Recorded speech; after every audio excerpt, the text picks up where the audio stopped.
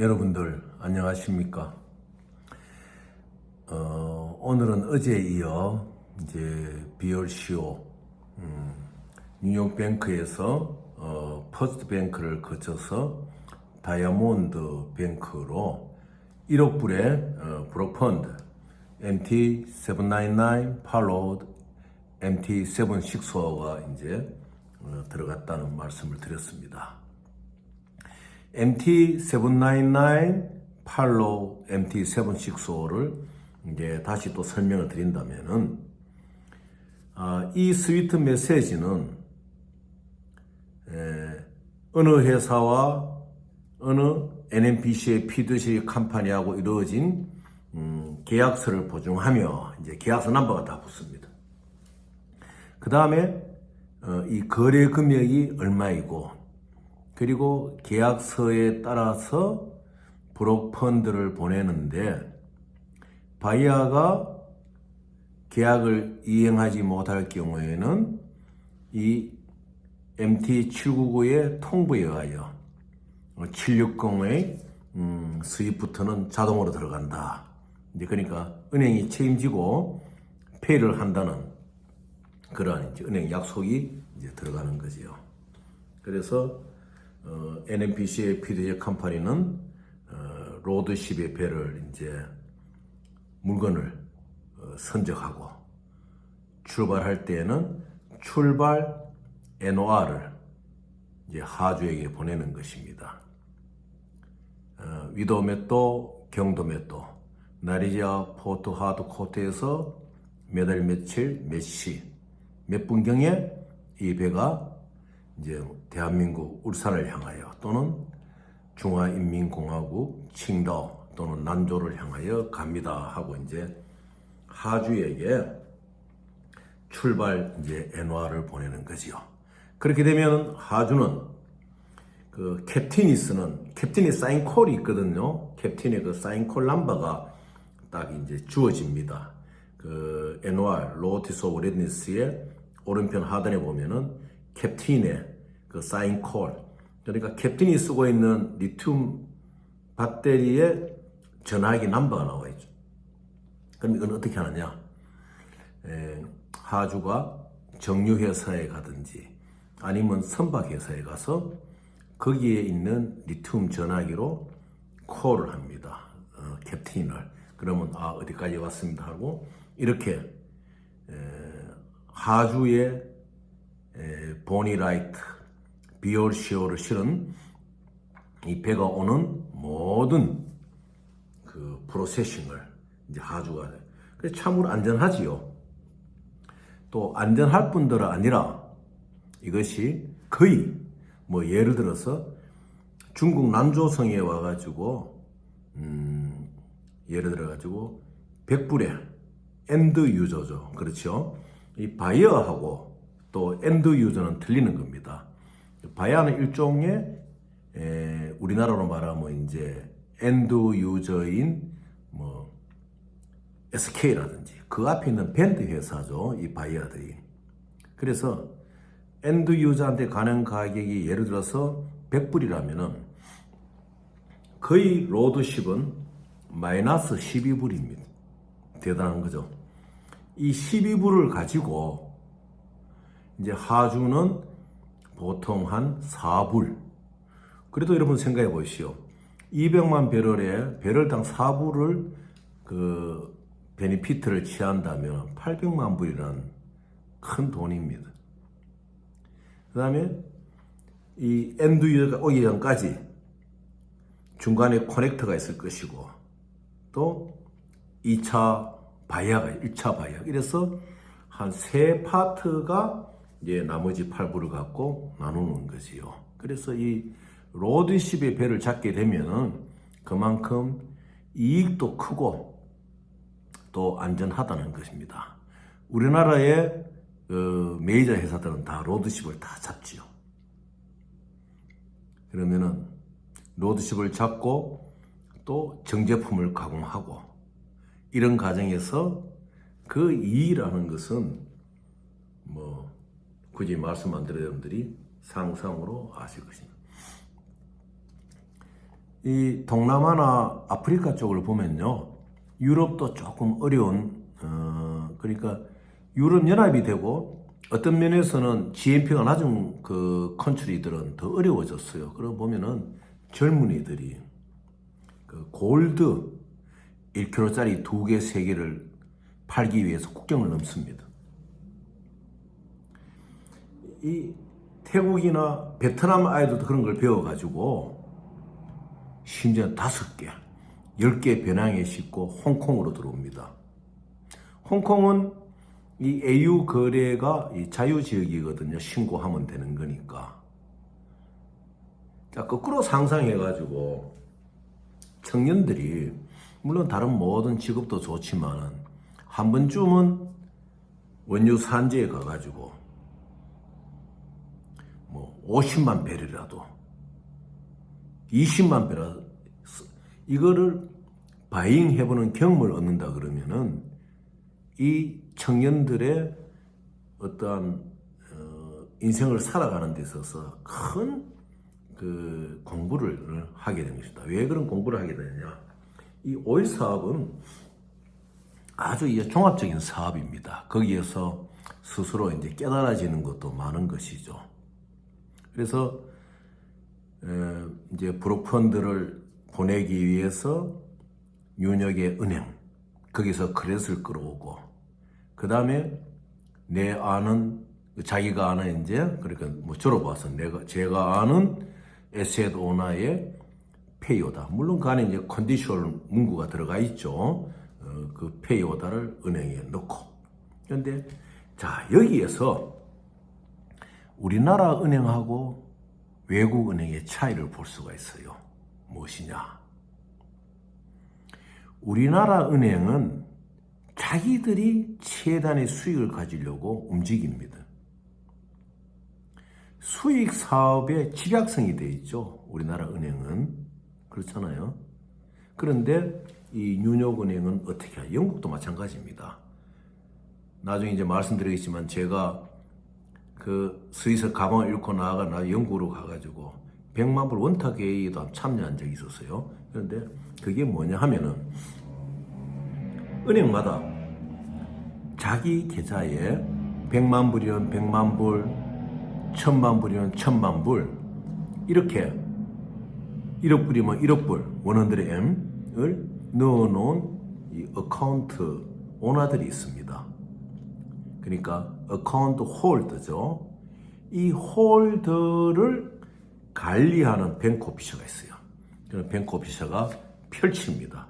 제가 낸 프로포저를 자, 이렇게 해가지고 이 회사가 보니라이트 크루드를 어디서 팔고 하면 수익이 이만큼 생기는데 우리 은행은 여기에 크레딧을 부여하기 때문에 얼마간의 수익이 있다. 여러분들이 참여하겠느냐. 그러면 그들은 무엇을 보느냐? 물건을 보고 그 다음에 이 에셋 오너의 프로필을 보면서 참여를 하는 거예요. 그럼 은행은 무엇이냐?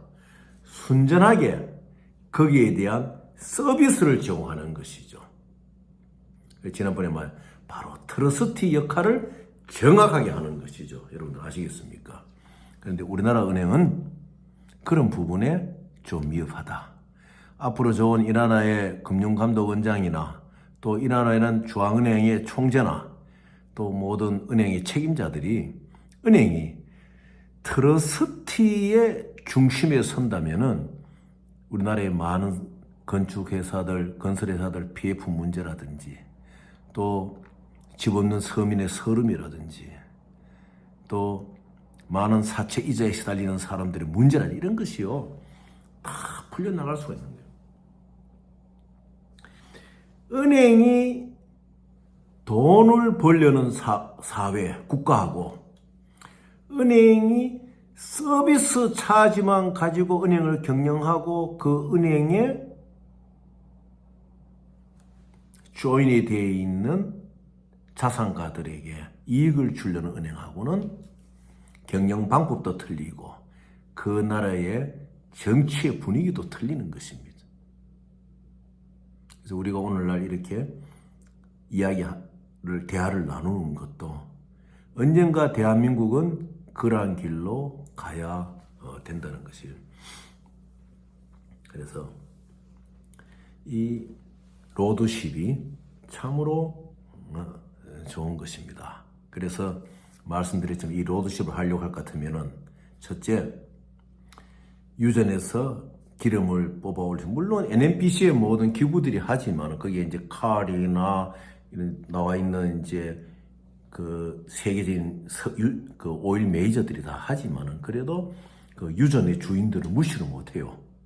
이제 그런 데서 해가지고 립드 라이센스를 뽑아 올리는 라이센스를 받고, 그 다음에 그 뽑은 것에서 너에게 카고를 주고 델리바리를 하시는 어슈런스 레터를 받고, 그 다음에 카고에 대한 인포메이션을 받고, 이러한 절차들을 확실히 거치고 난 뒤에 브록펀드든 페이먼트 개런티 SBC를 보내가지고 배가 출항할 때는 엔화를 딱 쥐면은 그때부터는 아무런 어려움이 없는 거예요.